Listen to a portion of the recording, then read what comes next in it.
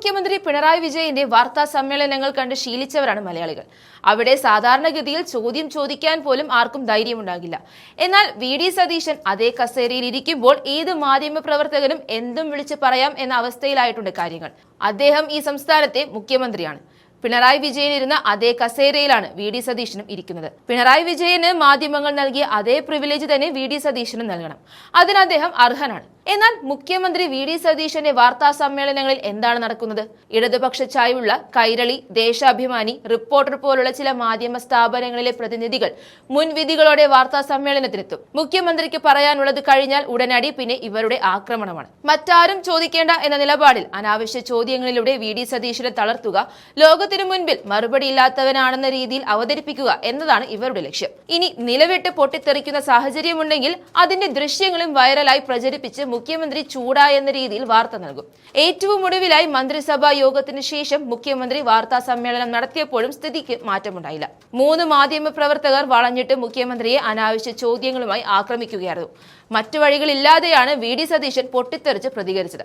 കഴിഞ്ഞ ഏതാനും ദിവസങ്ങളായി 3 പേരെ ശ്രദ്ധിക്കുന്നുണ്ടെന്നും തന്നെ പൂട്ടാനായി അനാവശ്യ ചോദ്യങ്ങളാണ് അവർ ഉന്നയിക്കുന്നതെന്നും വി.ഡി. സതീശൻ പറഞ്ഞു. മറ്റു മാധ്യമ പ്രവർത്തകർക്കും ചോദിക്കാനുള്ള അവസരമുണ്ടെന്നും അത് നിഷേധിക്കരുതെന്നും വി.ഡി. സതീശൻ പറഞ്ഞു. മറുപടി പറയുന്നതിനിടയ്ക്ക് കയറിയുള്ള ചോദ്യങ്ങളാണ് മുഖ്യമന്ത്രിയെ പ്രകോപിപ്പിച്ചത്. നിങ്ങൾ ചോദിച്ചപ്പോൾ ഞാൻ മിണ്ടിയില്ല, അതുപോലെ തന്നെ ഞാൻ മറുപടി പറയുമ്പോൾ നിങ്ങൾക്ക് സംസാരിക്കാൻ അവസരം തരാമെന്നും ക്ഷോഭിച്ചുകൊണ്ടാണ് വി.ഡി. സതീശൻ മറുപടി പറഞ്ഞത്. ആ ഏറ്റുമുട്ടലിന്റെ ദൃശ്യങ്ങൾ കാണാം. കേന്ദ്രം നൽകുന്ന ഔദാര്യം അല്ലല്ലോ ഈ പണം. നമ്മൾ ഈ പണം നമുക്ക് വേണ്ടേ?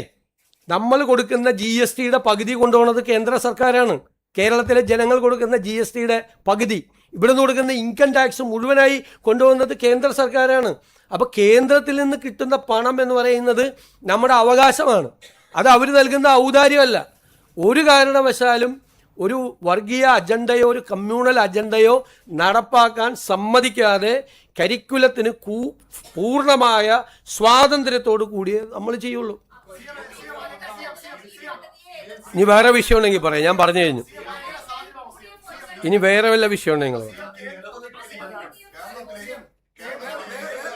നിങ്ങൾ തമ്മിൽ ആദ്യം ഒരു ധാരണ എത്തും. ആദ്യം ആര് ചോദിക്കണമെന്നൊരു ധാരണ എത്തും. ചോദിച്ചവരെ തന്നെ ചോദിച്ചുകൊണ്ടിരിക്കല്ലേ.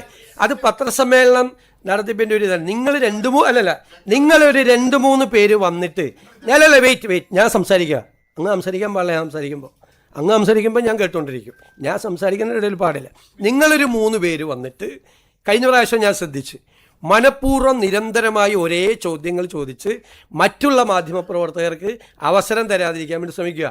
പണ്ട് നിങ്ങൾ ഇഷ്ടമുള്ള ചോദ്യങ്ങളാണ് ഈ പത്രസമ്മേളനത്തിൽ ചോദിച്ചിരുന്നത്. അതായത് ഇവിടെ ഇരിക്കുന്ന ആൾക്ക് ഇഷ്ടമുള്ള ചോദ്യങ്ങൾ.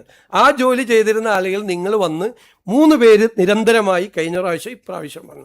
ഏതൊക്കെ മാധ്യമ സ്ഥാപനങ്ങളിൽ നിന്നാന്ന് ഞാൻ പറയില്ല.